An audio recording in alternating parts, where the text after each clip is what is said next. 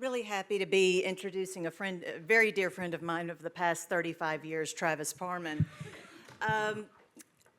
From ninja reconnaissance budgets to being yelled at by CEOs in 4 different languages, Travis Parman has racked up his fair share of distinguishing experiences as a chief communications officer for some of the world's top companies when they needed counsel the most. As a 3-time expat, Travis's corporate communications journey has taken him through the worlds of automotive, financial services, home building, ag tech, and new nicotine. He's known for transformational yet pragmatic strategies marked by a calm and chaos approach and the executive courage to serve as chief truth teller to senior management. Travis Parman most recently served as the chief communications officer of PMI US. Previously, Travis worked for nearly a decade across the Renault, Nissan, Mitsubishi alliance, building a disciplined communications function to align with business objectives. His accomplishments at Nissan included high-profile projects such as being on the forefront of promoting electric vehicles, the New York Taxi of Tomorrow deal, aggressive labor organizing campaigns, and most notably, managing the chaos that enveloped the company following the arrest of Nissan's chairman, Carlos Ghosn.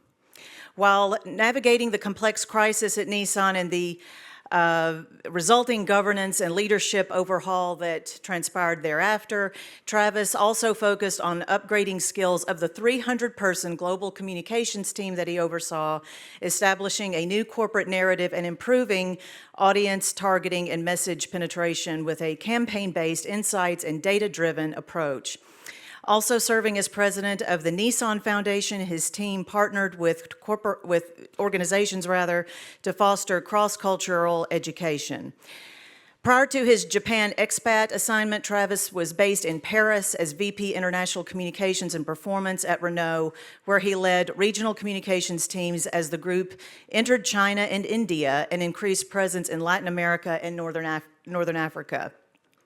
He implemented an enterprise-wide metrics dashboard to drive better decision-making. And lest anyone think that he's all work and no play, Travis and his Navy enlisted husband, who he met while living in Tokyo, enjoy cooking together and most of all going on crazy adventures with their rescue dog, Stevie, Nix, in an effort to make her the most spoiled pet in the Western Hemisphere. And I believe we have a clip. Life can change in a fraction of a second. Carlos Ghosn was the best automotive CEO in the world. One of the most respected business executives ahead of Bill Gates. We have reached a new era. It's kind of the story of Icarus.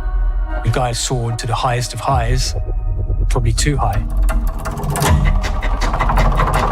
Breaking news. Carlos Ghosn has been arrested in Japan. There were many serious wrongdoings. Money laundering and corruption. Ghosn faces a maximum penalty of 10 years imprisonment. Is Carlos Ghosn a victim or a villain?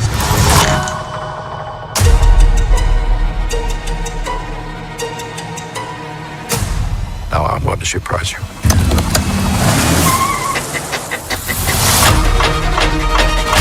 There was tons of evidence. This hard drive is the key to the entire Ghosn story. He called a former Green Beret.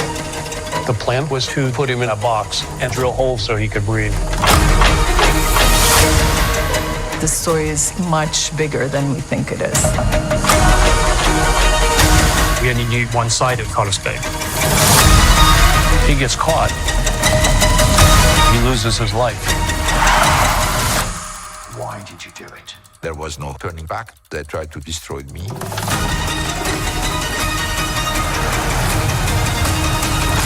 Life's got a lot of strange twists and turns.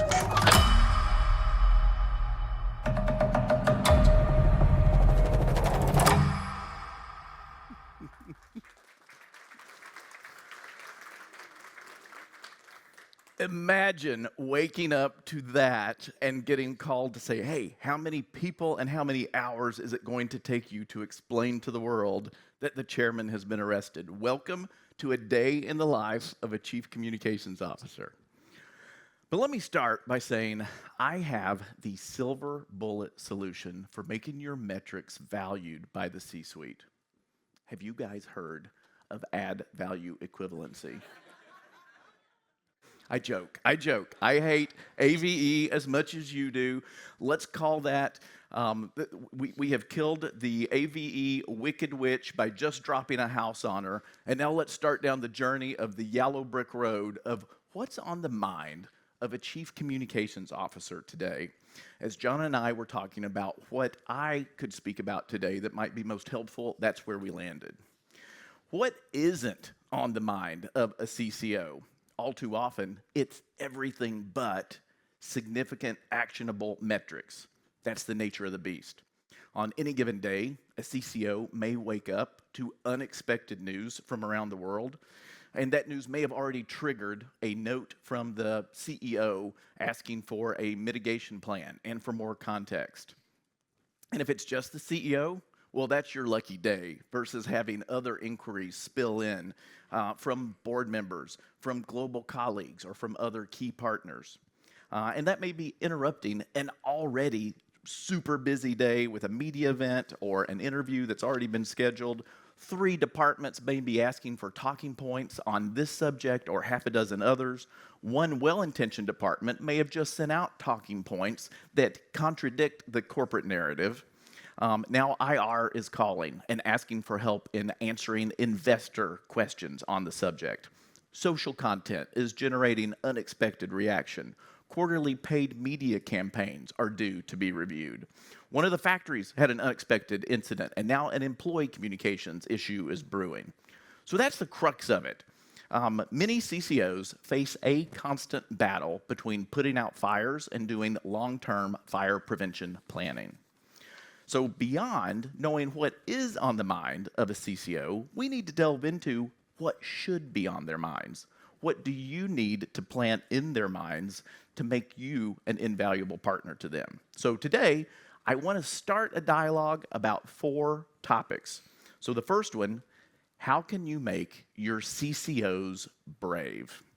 Second, how do you make yourself indispensable from the perspective of a CCO? Number 3, how do you make the C-suite care about the insights that you're providing? And 4, why should comms teams be excited about the potential for what's next? Does that sound good? Good. If not, I was going to have Gemini do another speech really fast. I am a metrics lover from way back. So let me share a little bit of my background, though Mary Beth did a great job covering most of it, but just so you know where I'm coming from and where my blind spots could be. So I've worn many hats. I started in science and tech PR at Lockheed Martin. I think the first news release I ever wrote was on the detection of polychlorinated biphenyls using room temperature phosphorescence. That's a fun one. I was trying to get the attention of the Secretary of Energy to use more of our content. And then next came overhauling employee communications after a crippling United Auto Workers strike at General Motors. Then product communications at Chevrolet, where we were introducing 10 new vehicles in 20 months, which we called an American Revolution. And then, with barely switching gears, I was explaining how a national assisted bankruptcy of General Motors was an investment in the U.S. economy, followed by helping a major U.S. home builder sell new houses amid a sea of foreclosed homes during the mortgage crisis. Then, as Mary Beth pointed out, I worked about a decade across the Nissan, Renault, Mitsubishi alliance, including heading comms when Chairman Carlos Ghosn was arrested on the tarmac in Tokyo, accused of financial malfeasance, and then his escape from the country in an audio equipment box with the help of a couple of former Green Berets. It's all fun and games until your chairman is an Interpol fugitive, but now I have a template for that too. Next, I served as CCO and emotional support animal for a founder CEO in an ag tech company that we took public on NASDAQ with Martha Stewart and J.D. Vance on the board. And most recently, I helped Philip Morris International enter the U.S. market with a new narrative explaining that they were committed to a smoke-free portfolio in the interest of public health in the U.S. So I have been blessed over my career to work with many metrics professionals, including starting at General Motors with Kathy Collins and Jackie Matthews, both in the PR News Measurement Hall of Fame. While at the Renault Nissan Mitsubishi Alliance, I worked on a global enterprise-wide RFP for metrics, where I had the good fortune to work with Amy Perry Chappell, right over here, who was then with Prime and is now with Vulio. But my metrics journey really started on the factory floor in one of those General Motors manufacturing plants that made huge sheet metal parts for pickup trucks. There, the base for business metrics was SPQRC, safety, people, responsiveness, quality, and costs. Comms was written right in there as accountable for core business outcomes. Safety was always the number one priority. So if we had too many lacerations in a month or in a quarter, then we did an intense communications campaign around that, and we had collaboration from the entire leadership team. And we measured the results week by week and adjusted as necessary. Same thing on costs. Was the leading driver of costs too much scrap metal? We had a campaign for that too. You name it, having comms metrics reviewed and held accountable for business outcomes and the role in business performance was a great way to learn how to explain not only the value of investing budget, but more importantly, getting leadership time dedicated to communications. So it was also a beautiful reminder to keep solutions simple, straightforward, and as tangible as possible. So now let's talk about what I see as a chronic issue that can be a roadblock in getting to the metrics and evaluation an organization really needs. First topic, how can you make your CCO brave? How many of you already have brave CCOs? Okay, then we've got some work to do. Good. If it ain't broke, don't fix it. If no one's questioning the current dashboard metrics, then just keep reporting the same thing. Those might be some ideas that you're battling to get to the next generation of evaluation. If the CCO and the CCO's team don't fully understand the metrics they're reporting, then it can be a challenge to get them to open Pandora's box and to revolutionize the way they're measuring. I would argue that if those systems already are broken, if they aren't delivering insights that regularly help you adjust your strategies to be more effective, if they aren't inciting robust dialogue across the team about multiple ways forward to produce better results. At the same time, context is key. The stage of the business, the level of sophistication of their comms team and other functions, whether active crises are still having an extraordinary effect. I've had many pitches for sophisticated atomic nutcrackers when the position I was in much more called for cracking a nut with a rock. So simple and elegant solutions are much more likely to make your CCO brave. Now, we've all cringed when folks report metrics that either they don't understand themselves or none of the audience understands, so they're checking their email during the whole report until it's over, or what I really hate worst, numbers with zero context for what good looks like. This campaign generated 18 billion impressions. People around the world saw this message many times over. No, they didn't. An impression doesn't mean anyone was impressed, or if they were, that they should have been. Of course, there's no single best metric, but it needs to be relevant to the objectives. Simplicity and practicality are key. Otherwise, you wind up in a situation with the C-suite, including potentially the CCO, where they review metrics that they don't understand, that they cannot leverage for insights to take action that leads to meaningful results. Results that can be replicated because you understand exactly what's driving them. Helping your CCO get a firm grasp that can help make them brave. That's what will embolden them to take metrics to the next level. At any given time, a CCO is likely to be worried about surprises from competitors, bad actors engaging in mis- and disinformation campaigns, getting the comms team to focus on solutions that aren't just creating noise, but that are creating value, that demonstrate insights and strategy, that mitigate risk and solve business challenges by getting to root causes of issues versus tactical checklists that are completed and but are just reactive in nature. Making sure the team shows they understand what drives business performance and that they can pull those levers. That may seem obvious, but I tell you, it is a common predicament that too many CCOs face on a regular basis. And it's an area where you can not only help, but you can make yourselves core to the team. You can make your CCO brave by making them a key support player for all of their colleagues, a colleague who's great at passing the ball and helping their colleague win and the whole team win. Supporting cross-functional collaboration, working with marketing, sales, HR, investor relations to align on metrics and data sharing. That means getting to proactive insights, encourage them to participate, anticipate needs, and offer foresight rather than just reporting on past performance. Demonstrating that value across their peer functions positions communications as a strategic driver of business outcomes.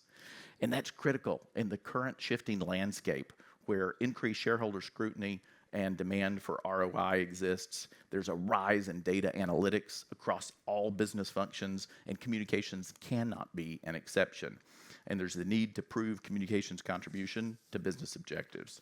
So bravery means helping your CCO get to outcome metrics that connect comms business results, like in areas like brand reputation, employee engagement, sales and marketing support, investor relations, public affairs and government relations, where you're engaging in policy wins, legislative impact, and stakeholder advocacy.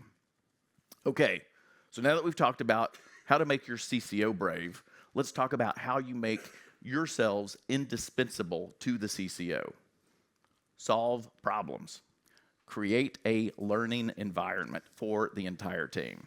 It helps if you've got a CCO who is intellectually curious and inquisitive. If they aren't, you have to entice them to be. Not just them, but the whole team. Understand who the strong players are and who the weak players are. Understanding the entire team is critical. If it's an organization where metrics has not been core and strategic, then the folks who may be dedicated to metrics may be your weakest links. So are you getting direct access to the CCO regularly? Are you collaborating with the strongest players on the team? You have to know whom you're dealing with and get buy-in by solving practical issues. Help the CCO create that learning environment. While I was at Nissan, we developed a new dashboard, and I wanted to really take a look at the campaigns and the content of ours that was overperforming, what was underperforming, and understand really what was driving that. And I wanted to do the same with competitors and take a look at industry benchmarks and look outside the industry for best practices. What effect was the content itself generating, and how was the delivery mechanism affecting that? I wanted to better understand all the potential factors. As one example, we had a media website that was getting a lot of journalist compliments. So I wanted to dig into that to understand, okay, how can we better leverage this? So we took a look at its highest traffic areas, and to our surprise, the most visited site was our pricing releases. So I shared the metrics report with the entire team so that we could brainstorm in the staff meetings about how do we leverage this knowledge that we have. So now that we know pricing releases get more attention than anything else, how do we use that to drive better results? So one of the first hands that went up said, let's issue more pricing releases. That's why I say you have to really understand the level of metrics comprehension of the entire team to help bring the whole team up to speed so that they're thinking more critically and thinking more constructively. We didn't start issuing more pricing releases, but we did use those highest traffic areas to make referrals to other content that we did want to proactively push. Amy Chappell recently reminded me that while I was at Renault, We started with a 98-page monthly metrics report that absolutely no one did anything with. That is absolutely the definition of being data-rich and insight-poor. So fortunately, the head of Renault Product Comms was intellectually curious. And the Paris Motor Show was coming up, and we knew that at the last motor show that Renault had not gotten the share of attention that its competitors did. So their instinct was, let's make better news, let's make more news, let's issue more news releases, let's make more announcements. Instead, we worked with Amy to identify the media and message gaps down to the specific outlets. So we knew where we hadn't gotten our fair share of attention. And you know, CCOs and CEOs love their unfair share of voice. So that insight of learning exactly where to focus additional energy worked. Coverage improved significantly. And while that itself is great, the important part of that was establishing a new ally who was persuasive, who had a lot of credibility, and now we had a case study to demonstrate that communications metrics could improve performance. And here's the thing. Depending on how much access you have to the CCO or the strongest members of the team, you may have to know the business as well as they do, and maybe even better, because you've got to know how to ask all the right questions, because they just may not know how to. And remember, the longer process may require baby steps up front. So do what makes sense at the time with an eye toward getting more sophisticated as you go. Naturally, an organization has different needs at different stages and times. This means some off-the-shelf solutions aren't as suited to provide support. Consider startup versus a mature organization. Consider promotion of a non-controversial product versus crisis response. For a long while, I had more SOV at Nissan than any of the competitors, but it certainly wasn't the SOV that we wanted. Now, ironically, Chairman Carlos Ghosn always wanted to beat Volkswagen Group in share of voice. Well, boy, did we finally do that. But now, beyond making the CCO brave and making yourself indispensable, how do you spread that to the broader organization? Our third topic, how do you make the C-suite care about insights? Vanity metrics are real. You can use them to your advantage. Sometimes they may be hidden with the label top tier or halo media, which is really code for outlets that the CEO thinks are worth investing time in. So that halo media bias is an issue that your data can help the CCO overcome. You and I both know you can have more SOV and still be reaching 100% of the wrong audience with the wrong message. But the CEO and the rest of the C-suite may not know that, and they may have to be educated.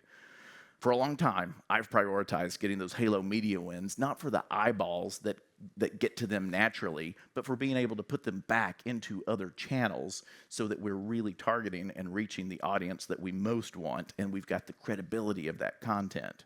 Now, with AI, I think we're seeing even more evolution in this space. In many cases, AI is scraping trade media more than some of those top-tier outlets to generate the information that people are reading about your organization in their AI assistant du jour. So trade media that we traditionally may have not given C-suite time to may actually be more impactful. The data that you all provide can help make that case and guide the CCO and the organization. And of course, you can also make the rest of the C-suite care more about your metrics by engaging on their hot button issues and how you can help solve them, keeping the board and their sensitivities in mind as well. So it comes back to show me the money. The C-suite cares about revenue, profit, market share, enterprise value. How does communications contribute and how do we show it? Risk mitigation. How does measurement help identify and mitigate reputational, operational, or financial risks? These are huge at the board, CEO, and governance levels. Is HR looking to develop their employer brand and workplace of choice to recruit and retain talent? What corporate narrative can help government relations open more doors that previously had been closed? does IR have the most compelling stories of business potential based on new ventures? And how is overall corporate sentiment affecting investing? Is marketing getting the right consumer insights or interpreting them correctly based on what comms is seeing? And beyond making them care, getting partner functions to collaborate and align is key. If communications isn't reporting on these issues, it may get done for them. Land grabbing from other functions is a real possibility, and that's something you can warn your CCOs about. It's not a stretch for the CEO to ask the Chief Insights and Analytics Officer or the Chief Customer Officer on social engagement for an analysis if the assessment from comms is lacking or non-existent. And these non-comms functions can assess and describe what they see, but without having an understanding of the context, it may not mean much. The way I describe my dog's breakfast versus the way she describes her breakfast are vastly different. But once you show a CEO the right way to do it, they can never unsee it, and they will forever invest in it and do it the right way. They will demand higher quality. So that brings us to our last topic. What's next? Let's talk about why comms teams can be excited about what's possible now based on what you can deliver. Prismatic message reception. Ever heard of that? Good, because I'm pushing it right now. At last year's Page Society National Conference, Frank Shaw at Microsoft referred to a communications trend that we're seeing as prismatic. And we took that idea and we built on it for a South by Southwest panel this year. Communicators used to be able to send out a message and pretty reliably predict how it would be received in 1, 2, maybe 3 ways. Now, communicators issue a message and it's as if it refracts in an infinite number of ways across audiences, hence the term prismatic message reception. I see tremendous opportunity with AI-enabled customization of messaging and precision targeting, with modeling and evaluation in advance, eliminating more of the surprises, and creating much more compelling and tailored content. We're in a new era of digital door knocking, where someone can grab your attention and make adjustments on the fly to be more persuasive. Because in the end, what you're saying matters much less than what they're hearing. I believe AI-enabled metrics have fantastic opportunities to evaluate communications tropes and narratives. Distinct audiences are much more receptive to different types of messaging, leveraging metrics to develop the most compelling content and also matching that to exactly the right audience has the potential to be super impactful and effective. I think it's important to understand the difference between getting your message across and the follow-on conversation that content actually is generating.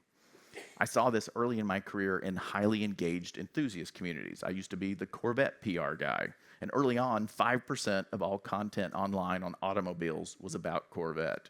So when some of the sites referred to a new color as vomit orange instead of atomic orange, people would get upset.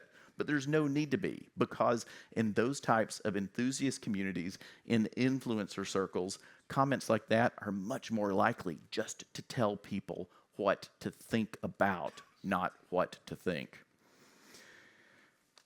And it also encourages them to post more content about that topic. Now, many people read the comments on an article before they read the article. Who's guilty of that? They may not read the article at all based on the comments that they read. Permitting that kind of chatter means being comfortable with vulnerability, letting loose of the reins. That's a step that communicators have to be comfortable taking and that metrics can help validate. So I want to know which messages my target audience is accepting. Which are they rejecting? How are they evolving the messages in their own conversations? And that's before taking a look at how that messaging is being received and potentially co-opted in any way of concern by non-target audiences. So those are the things for metrics that I really want to be able to capture. And so what's on the horizon?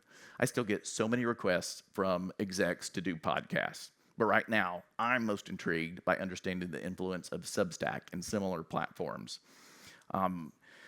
We've come full circle from mass media subscriptions to niche media subscriptions with a generation that's not accustomed to paying for content that's not on OnlyFans. But here we are.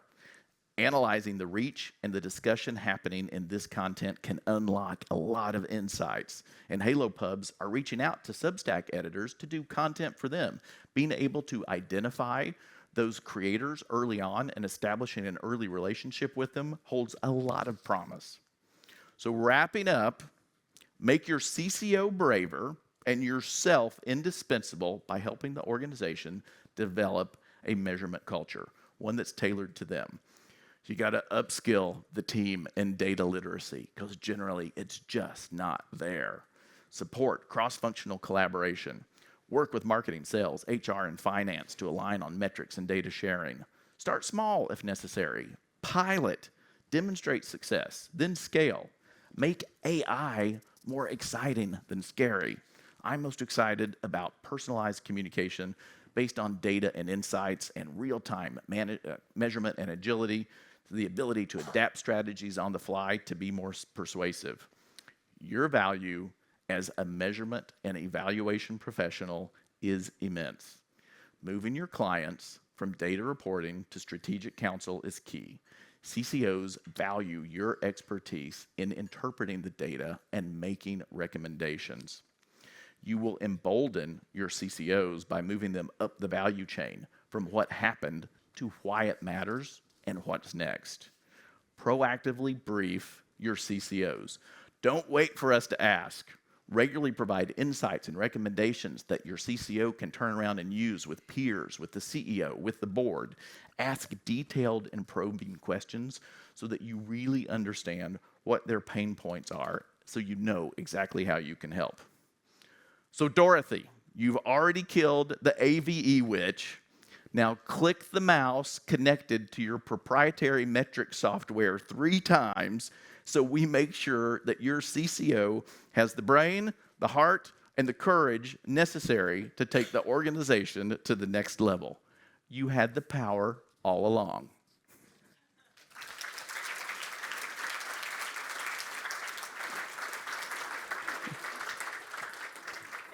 Absolutely. Yeah, I answered a lot of questions, prompted a lot of questions for everybody in the room, so thank you for that. You know, obviously, all of your CEOs did not take your counsel. Perhaps one in particular. I can't imagine you were giving counsel on drilling holes in a carrying case. Not to limit you. But in a crisis, and P.S., they're following you around. So, I mean, there might be something to think about, just statistically speaking, maybe it's you. I may have a crisis magnet in me somewhere. But it does take a unique ability to be able to counsel the C-suite when that's happening. Yep. So how do you prepare for the unknown in that? And what is that? What is that dashboard equivalent of whatever you're looking at of how comms is aligned with the overall business objective? What are those comms metrics that you're looking at and really focusing in on?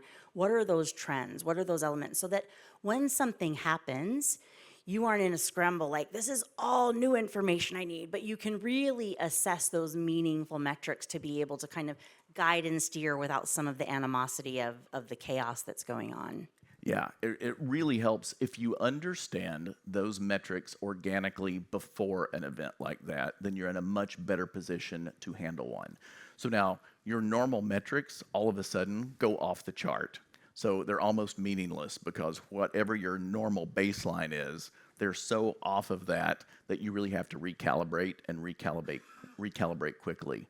But knowing who your supporters are, who your detractors are already up front puts you in so much of a better position of what do people already believe about us? What messages do we have that we can lean on now because people believe that at our core, that's true about us to be able to circle back to. So it really helps you keep your North Star because in a crisis, it's all about calming the crisis and focusing on the message that you can carry that shows that light at the end of the tunnel. And so that's where your metrics really help, is if you really understand your audiences and you know which of your messages resonate the best, then it gives you an array to go back to leverage. I think that's powerful. And I think when you're in that crisis, do you have separate teams who are doing the listening? I mean, what does that pipeline look like in preparation of that, so that you're obviously overwhelmed with inquiries and what's going on? So how do you divide and conquer? Because I think when we look out at the audience here, there's a lot of insights professionals, there's a lot of in-house teams, and as much as we want to work hand in glove to be able to be that champion, to be that person that you need, there isn't a lot of locations where they're embedded with the team to, I think, as you said early on, know the company as well as they do. So what does that look like? And is there something that maybe some of these teams can do to stimulate a more robust onboarding, so that they aren't just, oh, you're the report people, right? But to really be that insights partner that can drive value?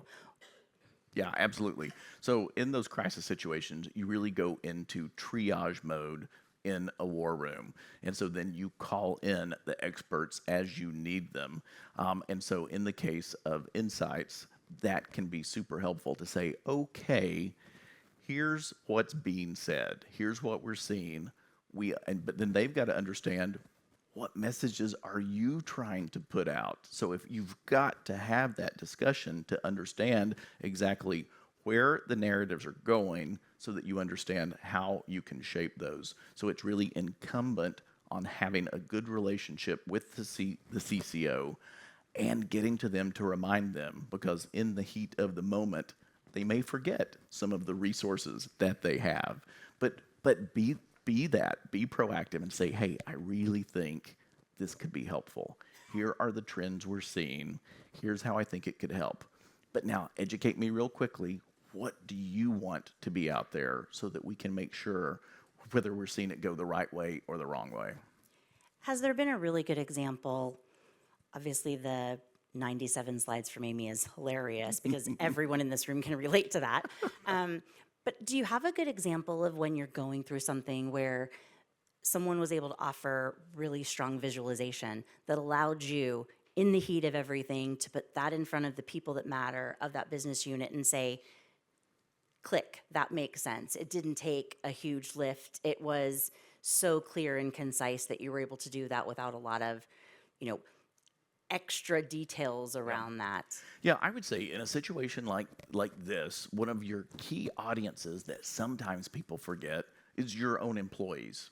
So having good employee data, because employees will carry that message too, and they have so much credibility, so that if someone sees a headline and then they say, oh, don't you work at such and such? I saw a headline about that. What's the real story?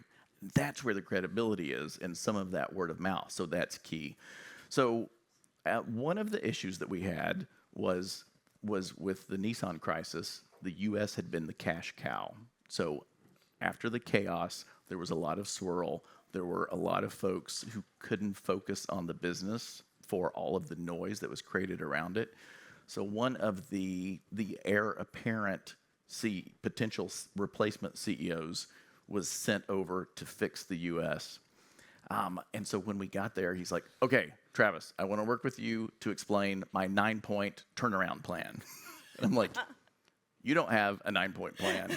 You've got a 3-point plan, because that's all people can remember, and we'll put it in those buckets. But having the employee metrics to understand that people were actually latching onto those messages and could easily remember them and could act on them was super helpful in a situation like that. And critical, right? Because that's the reputation piece, that if your internal story isn't rooted in goodness, then you have very little goodwill to manage some of those other elements. Obviously, all worked out. A lot of Nissan still on the road, very successful. So the other side is always brighter. When you talk about the bias, right? Like your team obviously has a baked-in bias. I think there is an opportunity for measurement and evaluation companies to be a contrarian in the perceived and what they think that they know internally.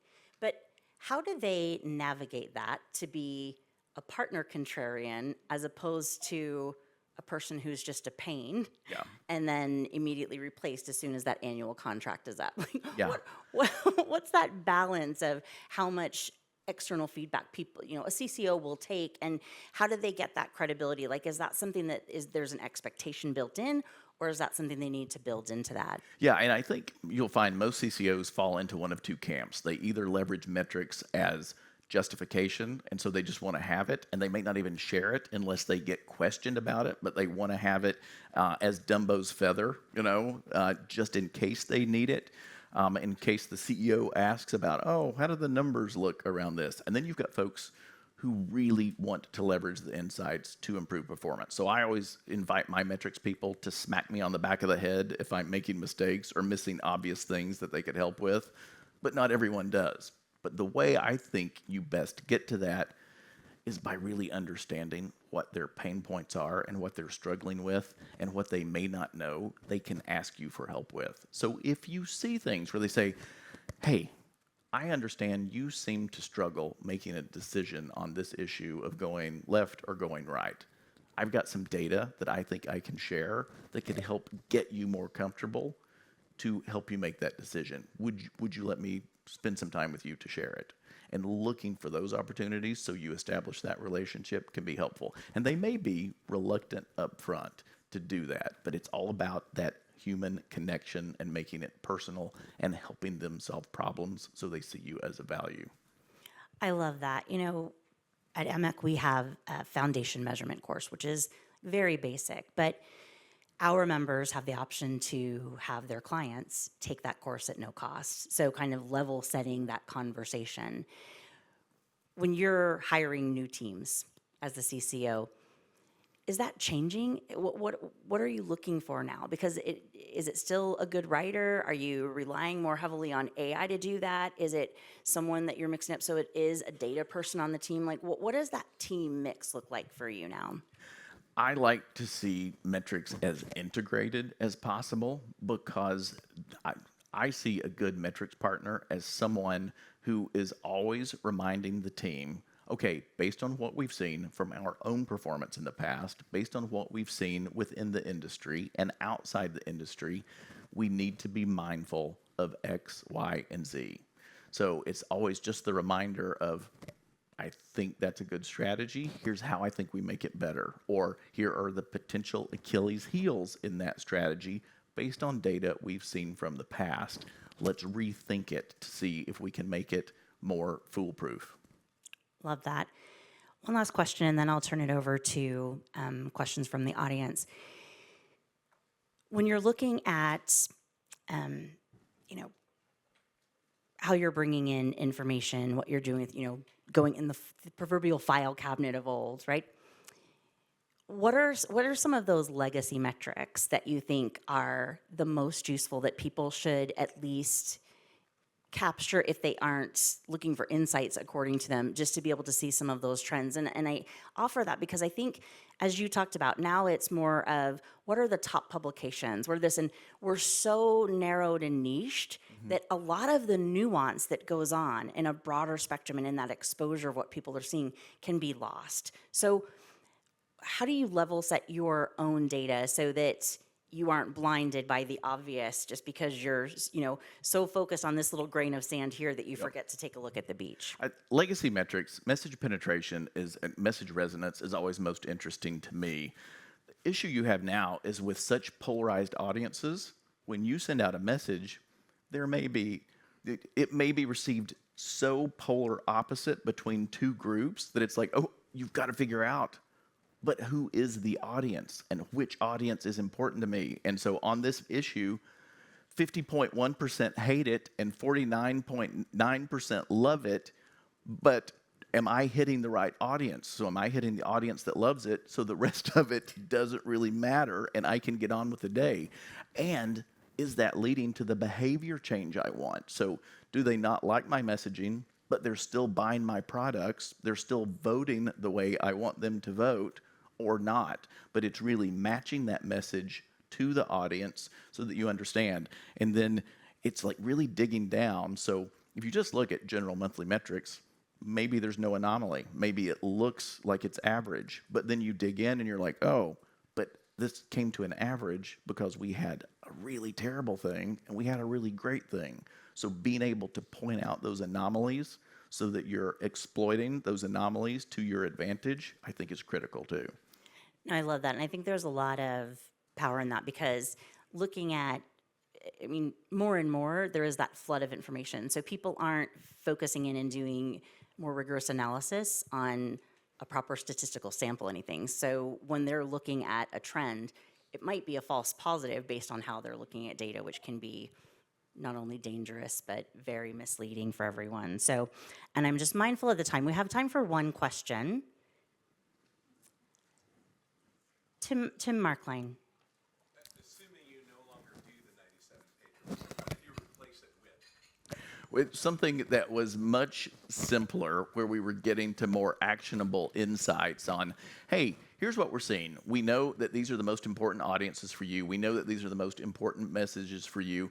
And so I think we actually moved to something where we had, hey, here were the highlights out of the coverage that you got this time. Here's where we need to be doing more. And it was back to that example that I gave earlier on, like with the Paris Motor Show. Here's where you're getting ignored consistently. So this is a constant thing. There's an issue with this relationship with these media outlets. We've got to reach them in a more specific way. But it was really getting back to actionable insights, and ones that were simple enough, because we had a lot of regions and a lot of countries, so trying to have that regular conversation with them so that they knew we were paying attention and had an understanding and an appreciation for what their environment was. That helped a lot too, because previously I think they thought, oh, headquarters is detached, they're out of touch, they don't know what's going on, we'll do our thing, they'll be happy with their little report that they send to us monthly that they don't pay attention to, that we don't pay attention to. We really leverage it just to start better dialogue. Amazing. Round of applause for Travis Parman. Thank you so much, Travis. We really appreciate you.